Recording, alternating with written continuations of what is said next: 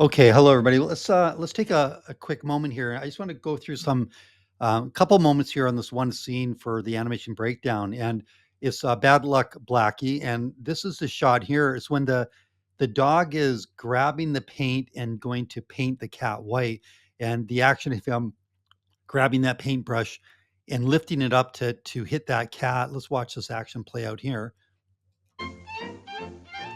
So the dog snaps in, grabs the paint, stirs it, and then lifts it up and does that, blows that whistle. It's so fast. And this is one of those things where, as Tex Avery, as I mentioned earlier, he noted with timing that if you had 5 frames, that's all you needed was 5 frames to really register that pose.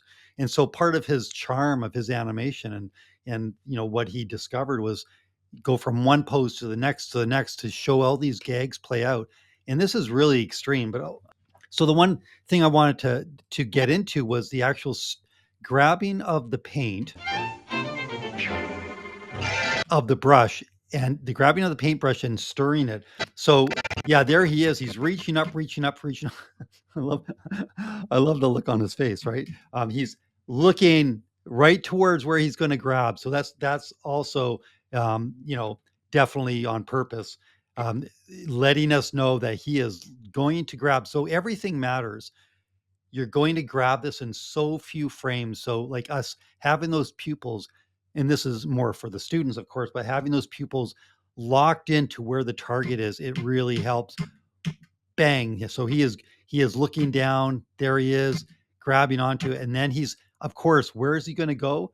The storytelling is the pupils are going towards screen right, because that's where he's going to go with the paintbrush. So again, there's some foreshadowing of that whole story there of this action. Meanwhile, he's brushing he's he's brushing that paint 100 miles an hour, and his eyes are just locked onto where he's going to go. So again, those are just little story notes.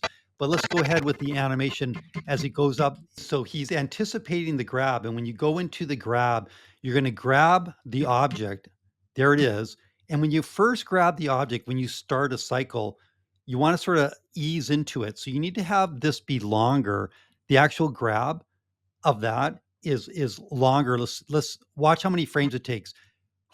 For one thing, look at this. Look at from that anticipation to there's it's just starting to move. It's this is the hand up here, and then there it is there as it's starting to move. And then the very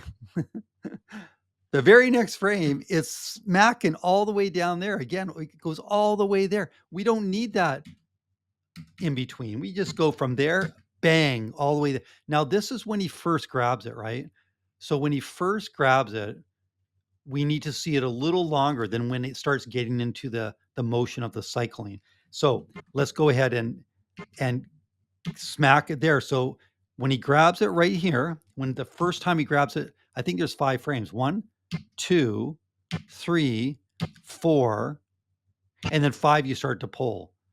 So you have 4, and then the 5th one you start to ease out, but you need to have the grab long enough. So in this case, they animated it, the grab, where there was 4 frames, and then the 5th frame right there, it's starting to pull into the cycling.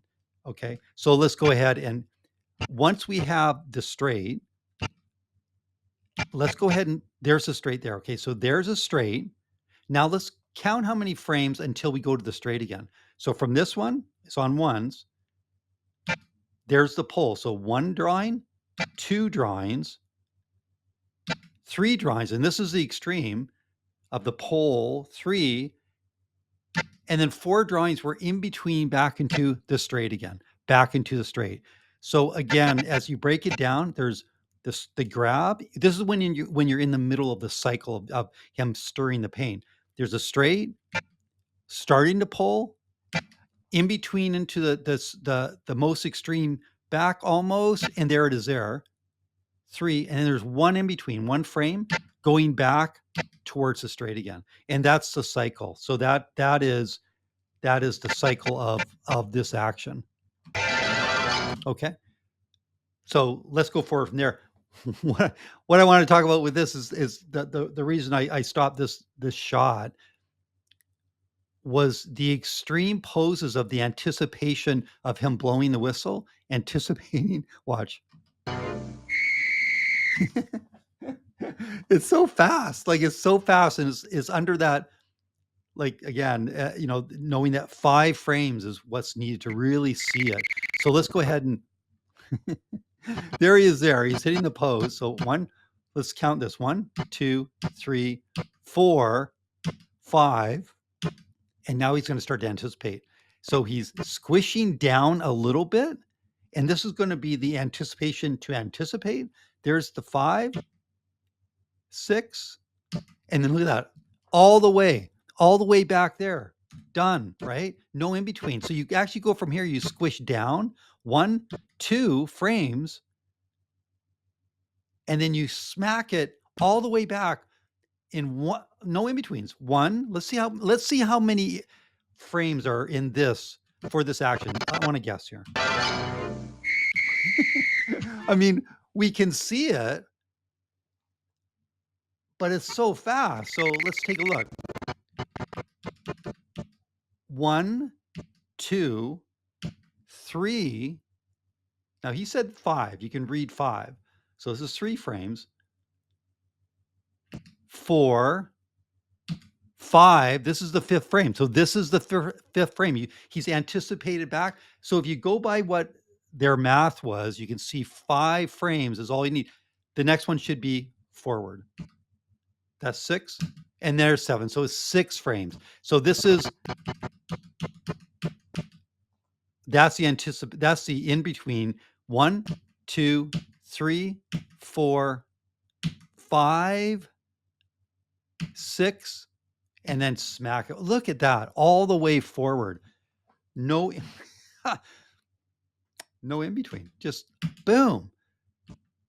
And look at the reversal in the curve from the body language. Curving this way, all the way that way, and then the opposite way, and no in between. Okay, watch. Boom. 1, 2. And of course, his legs are pushing up as his body goes this way. And the next one, watch, his legs are up in the air. So you feel that action. So let's go.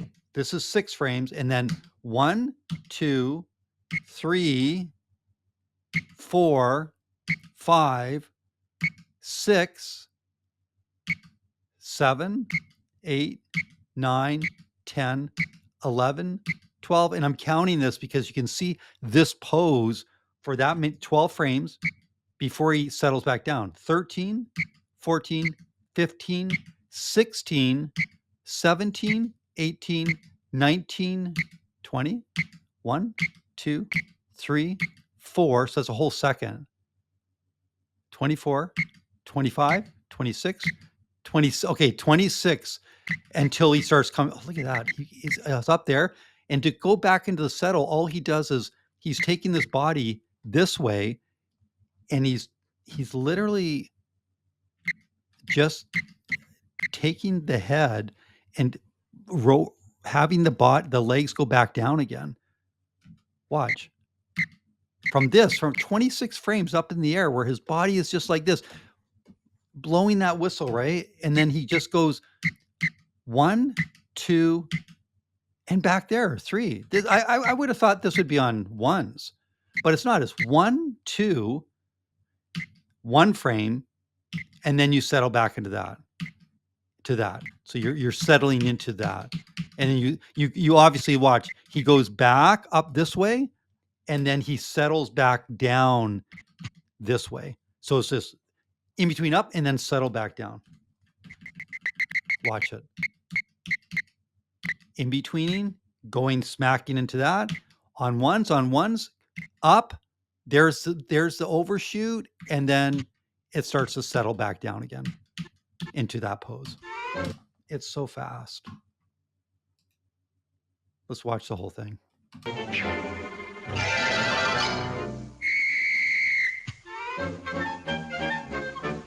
It's so good, right? Like it's just you don't want it any faster than that. It's got to read when he blows that whistle, but you can see that pose. You can see that pose. You can see this. This is on for 26 frames, and then he settles back. Okay. Anyways, some amazing stuff. Of course, I needed to break down some Tex Avery stuff and that timing. And this is the cool thing. It's they push this stuff so extreme to like what's the minimum amount of frames that we get to push things so the audience can register. If you go too fast, you're going to kill it. It can't be too fast. But man, they went right up to that very last frame, like 5 or 6 frames. That's all that's needed. And of course, how you go in and out of them with the overshoot and settle, it cushions it as well. But anyways, really good stuff. Okay, let's continue on.